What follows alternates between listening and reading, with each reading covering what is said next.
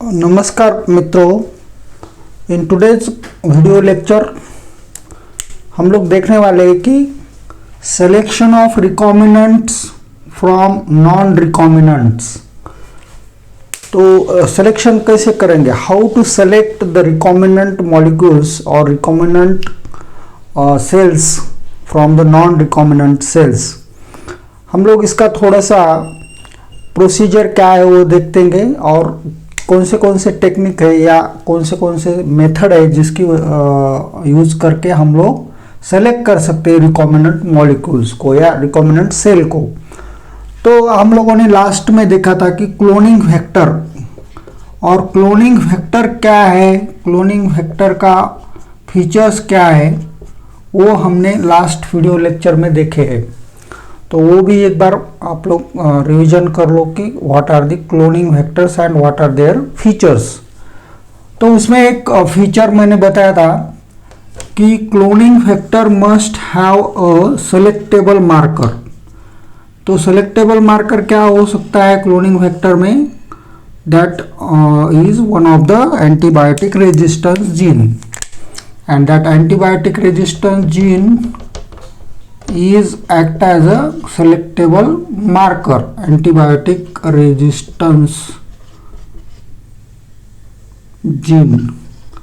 और इसमें हमने लास्ट के जो हम क्लोनिंग वेक्टर पढ़ा था वो था हमारा PBR322, PBR322। और इस PBR322 में दो एंटीबायोटिक रेजिस्टेंस जीन थे। एक था ampicillin resistance gene, ampicillin resistance gene था एक, और दूसरा एक जीन था वो था टेट्रासाइक्लिन, टेट्रासाइक्लिन रेजिस्टेंस जीन। तो tetracycline and ampicillin are the antibiotics, ampicillin and tetracycline, tetracycline. तो ये एम्पिसिलिन एंड टेट्रासाइक्लिन क्या है, these are the both are the antibiotic resistance genes, antibiotic resistant genes. और इसका फंक्शन नॉर्मल बैक्टीरियल सेल में क्या होता है, तो ये जो एंटीबायोटिक रेजिस्टेंट जीन है, एम्पिसिलिन हो या टेट्रासाइक्लिन हो, ये काम क्या करते हैं बैक्टीरिया के सेल में। इनका एक ही फंक्शन होता है कि अगर बैक्टीरिया ऐसे मीडियम में ग्रो करेंगे कि उस मीडियम में सपोज, अब मीडियम क्या है, तो मीडियम जो है वो न्यूट्रिएंट्स रहते हैं जिसके ऊपर न्यूट्रिएंट मीडिया होता है जिसके ऊपर हम लोग बैक्टीरिया को ग्रो करते हैं लैब में, तो उसे हम लोग कहते हैं न्यूट्रिएंट मीडिया या medium. Suppose this is the medium और this is the petri plate, जिस पेट्री प्लेट पे हम लोग बैक्टीरिया को ग्रो करते हैं। Suppose this is the petri plate, और इस पेट्री प्लेट पे हमने बैक्टीरिया को ग्रो कर दिया, और इस प्लेट पे जो मीडियम है, that medium is containing, this medium is containing ampicillin, this medium is containing ampicillin। तो इसका मतलब ये है कि इस मीडियम में एम्पिसिलिन एक जो एंटीबायोटिक है वो प्रेजेंट है इस मीडियम में। तो bacteria which do not have,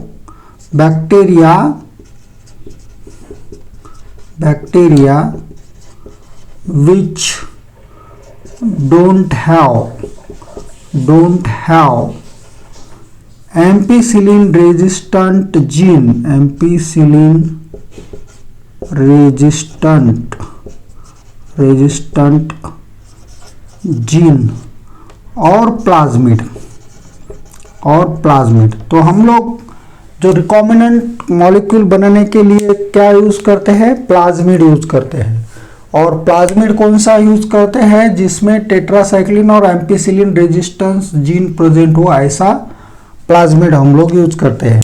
तो जनरली किसी भी बैक्टीरिया में प्लाज्मिड अगर प्रेजेंट होता है तो प्लाज्मिड का मतलब ही ये है कि extra chromosomal DNA of that bacteria, और जैसे कि नाम है उसका प्लाज्मिड का एक्स्ट्रा क्रोमोसोमल डीएनए, तो वो एक्स्ट्रा फंक्शन देता है उस बैक्टीरिया को।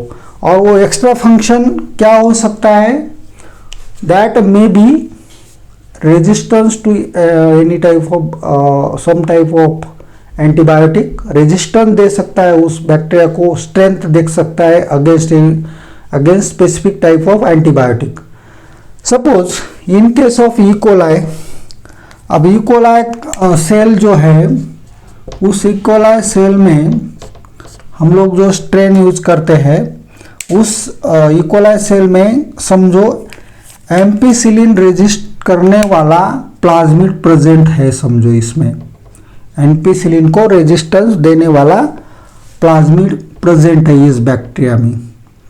तो क्या होगा अगर ये बैक्टीरिया हम इस मीडियम पे ग्रो करेंगे जिस मीडियम में एंटीबायोटिक प्रेजेंट है एम्पिसिलिन, तो क्या होगा? इसका रिजल्ट क्या आएगा? सोचो रिजल्ट आएगा, इसका रिजल्ट ये आएगा, क्या ये बैक्टीरिया इस मीडियम पे ग्रो हो सकते हैं?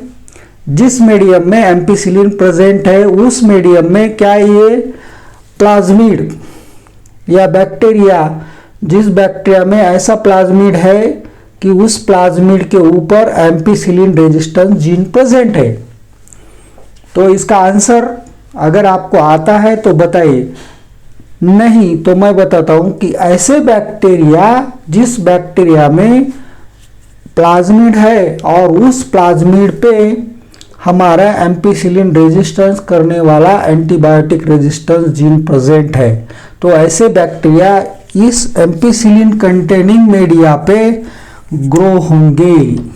क्या होंगे? ग्रो होंगे, बैक्टीरिया ग्रो होंगे। और बैक्टीरिया अगर ग्रो होते हैं तो उस बैक्टीरिया के साथ साथ हमारा प्लाज्मिड भी उसमें ग्रो हो जाएगा। अब ये हो गया बेसिक थिंग। अभी बेसिक नॉलेज आपको आ गया है कि बैक्टीरिया में जो प्लाज्मिड है उसके ऊपर, उस प्लाज्मिड के ऊपर अगर एंटीबायोटिक रेजिस्टेंस करने वाला जीन का सीक्वेंस है तो वो बैक्टीरिया उस एंटीबायोटिक को, स्पेसिफिक एंटीबायोटिक को रेजिस्ट करके प्लेट पर ग्रो हो सकता है। और अगर बैक्टीरिया ग्रो हो सकता है तो उसके साथ ही हमारा प्लाज्मिड भी इस सेल में ग्रो हो जाएगा या उसका मल्टीप्लिकेशन हो जाएगा। तो इसके बाद हम लोग दूसरी एक चीज समझते हैं कि इसका उपयोग हम लोग हमारे रिकॉम्बिनेंट मॉलिक्यूल को पहचानने के लिए कैसे करेंगे। तो इसका क्या फंडा है ये हम लोग तो अब हमने देखा कि कैसे कोई एंटीबायोटिक रेजिस्टेंस जीन अगर बैक्टीरिया के अंदर होता है तो वो बैक्टीरिया ऐसे मीडियम पे ग्रो हो जाएगा जिसमें वो स्पेसिफिक एंटीबायोटिक रेजिस्टेंस प्रेजेंट है। तो इसका हमें उपयोग करना है या उसका यूज़ करके हमें ढूंढना है, सेलेक्ट करना है रिकॉम्बिनेंट मॉलिक्यूल को। तो इसमें थोड़ा सा इसी फिगर में मैं आपको समझा देता हूँ। Suppose this is the PBr322 cloning vector. अब इस क्लोनिंग वेक्टर की मदद से हम कैसे हमारा रिकॉम्बिनेंट मॉलिक्यूल ढूंढ सकते हैं ये हम देखेंगे।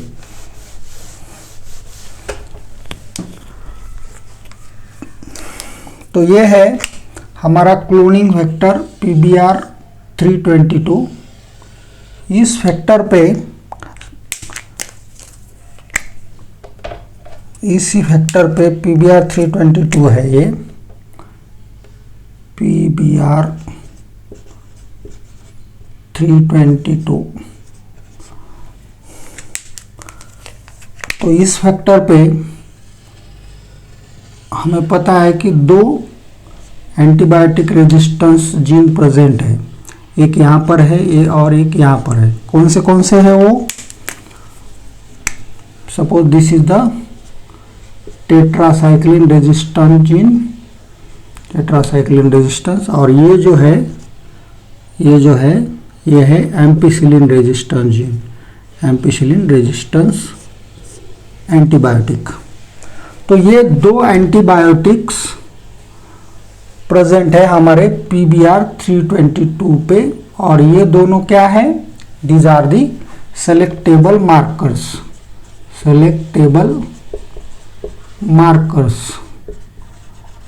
सेलेक्टेबल मार्कर्स की हेल्प से हम क्या करेंगे, अभी रिकॉम्बिनेंट मॉलिक्यूल या रिकॉम्बिनेंट सेल को पहचानेंगे।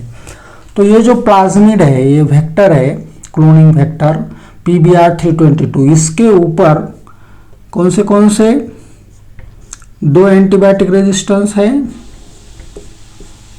एक है tetracycline, one is tetracycline and another one is, second one is ampicillin.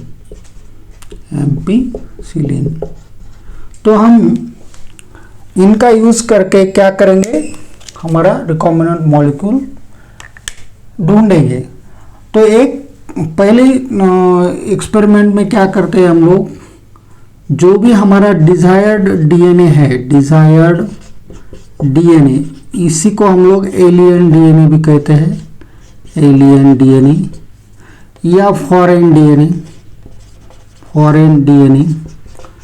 इसको क्या करते हैं हम लोग, ये फॉरेन डीएनए जो भी है हमारा, इस फॉरेन डीएनए को हम, suppose this is the foreign DNA, इस फॉरेन डीएनए को हम इंसर्ट कहाँ पे करेंगे, एम्पिसिलिन रेजिस्टेंस जीन का जो सीक्वेंस है उसके अंदर हम लोग इसको फिट कर देंगे या लिंक कर देंगे। और ये लिंकिंग कैसे करेंगे, with the help of our restriction endonuclease. Restriction endonuclease कौन सा है हमारे पास, जैसे EcoR1 है, HindIII है, या ऐसे अलग अलग हमारे पास रेस्ट्रिक्शन इंडोन्यूक्लियस है। तो जिस रेस्ट्रिक्शन इंडोन्यूक्लियस से हमारे फॉरेन डीएनए को हमने कट लगाया है, उसी रेस्ट्रिक्शन इंडोन्यूक्लियस से यहाँ पर प्लाज्मिड में जो एम्पिसिलिन रेजिस्टेंस है उसमें भी कट लगाएंगे। तो ये कहाँ पे कट लगेगा, यहाँ पर रिकॉग्निशन साइट पर। अब रिकॉग्निशन साइट क्या रहती है, तो रिकॉग्निशन साइट रहती है जहाँ पर किसी भी रेस्ट्रिक्शन इंडोन्यूक्लियस का सीक्वेंस प्रेजेंट होता है, कट करने की जगह प्रेजेंट होती है, उसे कहते हैं रिकॉग्निशन सीक्वेंस। तो रिकॉग्निशन सीक्वेंस समझो एम्पिसिलिन रेजिस्टेंस में है EcoR1 के लिए, सपोज दैट इज EcoR1। ये EcoR1 क्या है, तो this is the one type of restriction endonuclease. तो समझो EcoR1 का रेस्ट्रिक्शन करने का साइट या रिकॉग्निशन साइट प्रेजेंट है एम्पिसिलिन रेजिस्टेंस जीन पे। तो हमने क्या किया, इस प्लाज्मिड पे EcoR1 का जो सीक्वेंस एम्पिसिलिन रेजिस्टेंस जीन के सीक्वेंस में है वहाँ पे कट लगाया। फिर डीएनए को भी किससे कट लगाया, EcoR1 से। तो इसका रिजल्ट क्या आएगा, इसका रिजल्ट ये आएगा कि जो भी एंड्स बनेंगे, स्टिकी एंड्स कैसे बनेंगे, कौन से बनेंगे, EcoR1 के बनेंगे। और EcoR1 के स्टिकी एंड इस डीएनए में भी बनेंगे, फॉरेन डीएनए में भी, और इस एम्पिसिलिन रेजिस्टेंस जीन का जो सीक्वेंस है वहाँ पर भी बनेंगे। तो वो जो स्टिकी एंड है, सपोज ऐसे बनेंगे, ये जो है ये फॉरेन डीएनए का स्टिकी एंड है, यानी कि ये एक स्टिकी एंड है। और हमारा जो प्लाज्मिड डीएनए है, प्लाज्मिड का जो भी सीक्वेंस है वो वहाँ पर कट ऐसा आएगा। तो ये कट भी और ये कट भी, ये दोनों क्या हो जाएंगे, आपस में जुड़ जाएंगे, क्योंकि इसके स्टिकी एंड्स सेम है। तो इसका रिजल्ट आएगा, फिर से एक सर्कुलर मॉलिक्यूल बनेगा with the help of ligase enzyme. और ये सर्कुलर मॉलिक्यूल क्या होगा हमारा रिकॉम्बिनेंट मॉलिक्यूल होगा। रिकॉम्बिनेंट मॉलिक्यूल क्यों कहेंगे इसे हम लोग, या रिकॉम्बिनेंट डीएनए होगा। क्यों इसे कहेंगे, क्योंकि इसके अंदर हमारा फॉरेन डीएनए भी है, और उसी के साथ प्लाज्मिड डीएनए भी है, प्लस प्लाज्मिड डीएनए भी है। हम इसे इस तरह से रिप्रेजेंट करेंगे। जो भी सेक्शन है हम इसमें ब्लैक वाला सेक्शन रखेंगे हमारे प्लाज्मिड के लिए या हमारे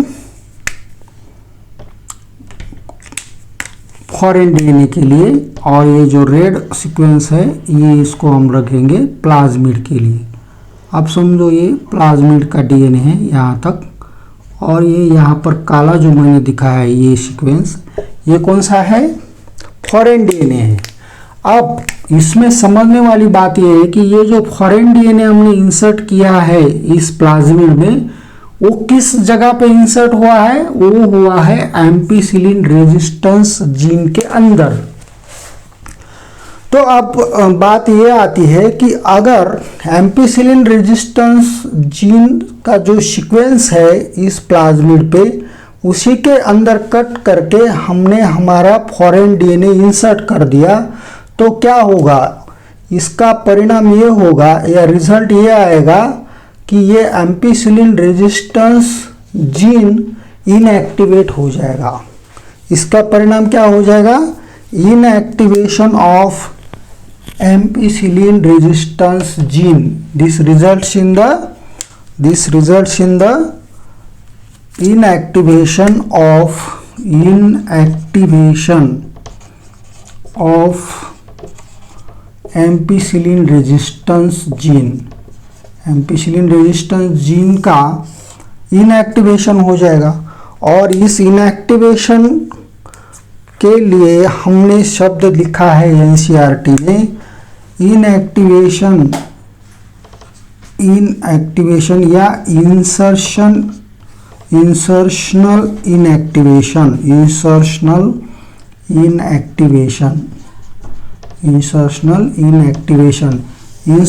इनएक्टिवेशन का मतलब क्या हो गया कि जिस जीन के अंदर फॉरेन डीएनए हमने इंसर्ट कर दिया है, तो उस वजह से या उसका रिजल्ट ये आएगा कि जिसके अंदर भी suppose in this case ampicillin resistance gene के सीक्वेंस के अंदर हमने फॉरेन डीएनए को इंसर्ट कर दिया और उसे जोड़ दिया, और जोड़ने के बाद एक रिकॉम्बिनेंट मॉलिक्यूल बना दिया, और ये रिकॉम्बिनेंट मॉलिक्यूल हमें क्या करना है? अभी नेक्स्ट स्टेप में यूज करना है।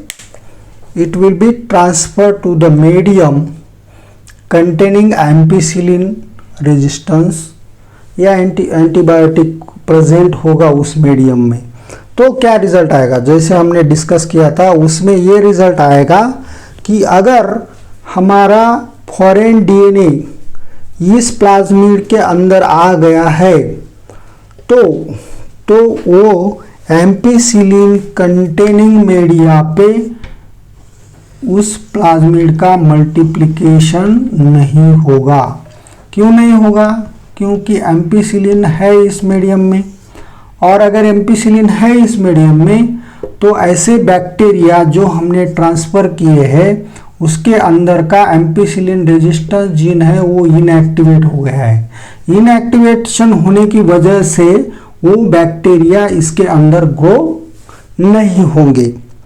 अब ट्विस्ट ये है कि अगर ग्रो नहीं हो रहे हैं तो क्या इसके अंदर हमारा फॉरेन डीएनए आया है? ये हम कह सकते हैं? ये हम नहीं कह सकते हैं। क्यों नहीं कह सकते हैं? क्योंकि क्या पता कि इसके अंदर प्लाज्मिड तो आया है हमारा जो कि रिकॉम्बिनेंट है, तो रिकॉम्बिनेंट मॉलिक्यूल इसके अंदर आया है या नहीं आया है, इसके लिए हमें क्या करना पड़ेगा? साइमल्टेनियस ऐसे 2 प्लेट लेने होंगे। 2 प्लेट कौन से? मीडियम के 2 प्लेट पेटी प्लेट लेने होंगे, और एक प्लेट के अंदर या एक प्लेट के मीडियम के अंदर हमें एम्पिसिलिन एंटीबायोटिक डालना होगा, और दूसरे प्लेट के अंदर टेट्रासाइक्लिन एज अ एंटीबायोटिक डालना होगा। अब मज़ा आएगा। इसमें अगर ग्रो नहीं हुआ हमारा प्लाज्मिड या recombinant DNA, RDNA can't, sorry RDNA तो हम नहीं कहेंगे, इसे पहले क्या कहेंगे, cells can't grow, cells can not grow in medium containing ampicillin containing medium में ग्रोथ नहीं आएगा सेल्स का। क्यों नहीं आएगा? अगर ये रिकॉम्बिनेंट है, ये अगर रिकॉम्बिनेंट है, इस सेल्स के अंदर अगर रिकॉम्बिनेंट मॉलिक्यूल है तो क्या हो जाएगा, रिकॉम्बिनेंट मॉलिक्यूल है इसका मतलब क्या हो जाएगा कि हमने जो फॉरेन डीएनए इसके अंदर इंसर्ट किया है इस क्लोनिंग वेक्टर में, वो इस प्लाज्मिड के अंदर कहाँ इंसर्ट किया है, एम्पीसिलिन रेजिस्टेंस जीन के सीक्वेंस के अंदर। तो ये जो रिजल्ट आएगा वो रिजल्ट क्या इंटरप्रेट करेगा कि this cells have the recombinant molecule because they are not showing the growth on medium containing the ampicillin। अब इसका अगर पुष्टि और करना है या इसको कंफर्म करना है तो और एक प्लेट लेंगे हम लोग, जिस प्लेट के अंदर मीडियम है और उस मीडियम में टेट्रासाइक्लिन एंटीबायोटिक प्रेजेंट है। तो इसके अंदर अगर हम लोगों ने यही जो हमारे सेल है और जिस सेल में हमारा PBr322 है, रिकॉम्बिनेंट मॉलिक्यूल है, उसे हमने क्या कर दिया, ग्रो कर दिया।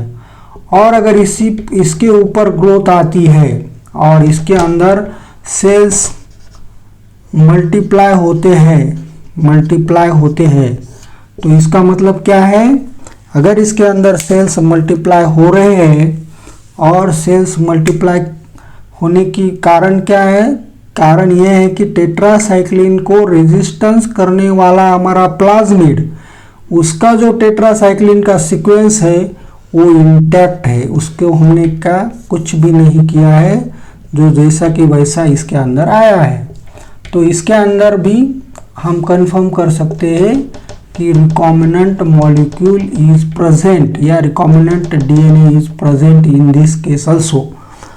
और अगर समझो एक बात लेते हैं कि अगर ampicillin resistance antibiotic ampicillin present होने की बाद भी अगर सेल्स इस पे ग्रो होते हैं तो ये सेल्स हम लोग कंसिडर करें कि they are not recombinant, that cells are not recombinant cells. But अगर सेल्स ग्रोथ नहीं देते हैं, कहाँ पर, इस टेट्रासाइक्लिन एंटीबायोटिक प्रेजेंट है वहाँ पर भी अगर ग्रोथ नहीं देते हैं तो उस सेल को भी हम नॉन रिकॉम्बिनेंट सेल कहेंगे। तो recombinants and non recombinants directly identify हो गए दिस मेथड से। और एक एडिशनल मेथड है, अल्टरनेटिव मेथड है।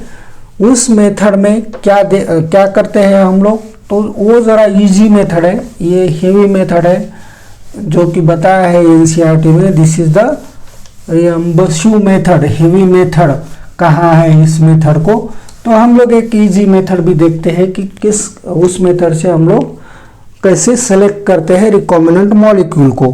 तो इसके अंदर हमने यूज़ किया है एक एंजाइम प्रोड्यूस करने वाला जीन, वो है बीटा गैलेक्टोसिडेज। बीटा गैलेक्टोसिडेज, तो बीटा गैलेक्टोसिडेज एक एंजाइम है और ये क्रोमोजेनिक सब्सटेंस बनाता है। क्रोमोजेनिक सब्सटेंस क्या बनाता है, ये अगर गैलेक्टोज के ऊपर काम करेगा तो गैलेक्टोज को कन्वर्ट करेगा और ये एक्ट हो जाएगा with the help of beta galactosidase, beta galactosidase से। और बीटा गैलेक्टोसिडेज अगर एक्ट होता है इसके ऊपर, गैलेक्टोसिडेज को क्या करेगा ये, this will result in the chromogenic substance, chromogenic substance. और इसी मेथड को उन्होंने बताया है ब्लू व्हाइट स्क्रीनिंग।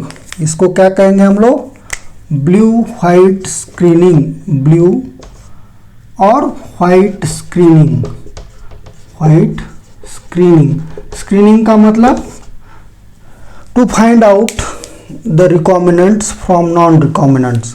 अब इसमें क्या होता है, तो सिंपल सम लॉजिक है इसके अंदर। अगर हम लोग जो फॉरेन डीएनए है, फॉरेन डीएनए को कहाँ पर इंसर्ट करेंगे, suppose this is the plasmid या क्लोनिंग वेक्टर है ये, और इस क्लोनिंग वेक्टर पे एक ऐसा रीजन है, अब बाकी फीचर तो आपको पता है, एक ऐसा रीजन है जहाँ पर ये जो सीक्वेंस है, ये सीक्वेंस क्या करता है, बीटा गैलेक्टोसिडेज को प्रोड्यूस करता है, बीटा गैलेक्टोसिडेज एंजाइम को प्रोड्यूस करता है, बीटा गैलेक्टोसिडेज इस एंजाइम को प्रोड्यूस करता है। और इस एंजाइम का क्या फंक्शन है, this can produce the chromogenic substance. अब अगर हमारा फॉरेन डीएनए हमने इसी सीक्वेंस के अंदर इंसर्ट कर दिया, कहाँ इंसर्ट कर दिया, जो सीक्वेंस बीटा गैलेक्टोसिडेज प्रोड्यूस करने वाला होता है उसी सीक्वेंस के अंदर हमने फॉरेन डीएनए को इंसर्ट कर दिया। फॉरेन डीएनए कहाँ इंसर्ट कर दिया, जहाँ पर बीटा गैलेक्टोसिडेज एंजाइम का सीक्वेंस प्रेजेंट है क्लोनिंग वेक्टर पर, वहाँ पर हमने फॉरेन डीएनए इंसर्ट कर दिया। तो आपको पता है कि अगर इसमें इंसर्ट कर दिया तो ये क्या करेगा, इंसर्शन इनएक्टिवेशन करेगा, इंसर्शनल इनएक्टिवेशन। इंसर्शनल इनएक्टिवेशन का रिजल्ट क्या आएगा, दिस प्लाज्मिड, किसी भी सेल में जो रिकॉम्बिनेंट प्लाज्मिड है ये अगर हमने ट्रांसफर कर दिया बैक्टीरिया में और उसे कहाँ पर ग्रो कर दिया, मीडियम पे ग्रो कर दिया। अब मीडियम पे अगर ग्रो करेंगे तो कहाँ करेंगे, कैसे करेंगे इसका आइडेंटिफिकेशन, अगर समझो इसके अंदर ये सीक्वेंस, जिसके जो सीक्वेंस प्रोड्यूस करता है बीटा गैलेक्टोसिडेज को, अगर प्रोड्यूस नहीं करता है बीटा गैलेक्टोसिडेज को तो क्या करेगा वो, that cells are recombinant cells, that cells are recombinant cells।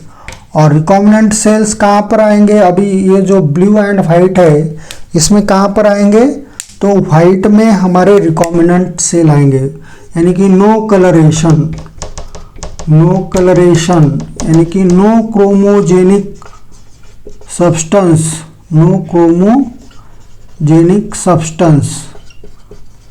Chromogenic substance कब तैयार होता है, अगर बीटा गैलेक्टोसिडेज एंजाइम प्रोड्यूस हुआ तो वो क्या करेगा, बीटा गैलेक्टोसिडेज एंजाइम एक्ट करेगा गैलेक्टोज पे, और गैलेक्टोज पे एक्ट करेगा तो उसका रिजल्ट क्या आएगा, formation of chromogenic substance. Chromogenic यानी कि कलर सब्सटेंस होगा, और कलर सब्सटेंस अगर होता है तो इसका मतलब है ब्लू कॉलोनीज और blue colouration, formation of blue colouration.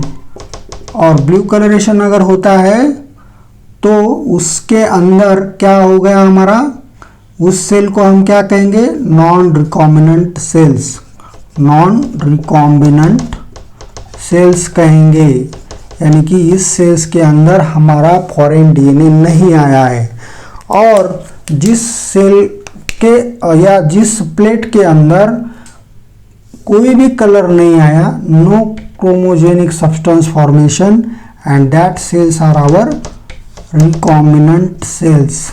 Recombinant cells ये होंगे कौन से, जो जिसमें कोई भी कलर नहीं है वो होंगे हमारे recombinant cells, because in that cells क्या हुआ है, inactivation of beta galactosidase, beta galactosidase का इनएक्टिवेशन हुआ और उसकी वजह से कोई भी कलर ब्लू कलरेशन फॉर्म नहीं हुआ।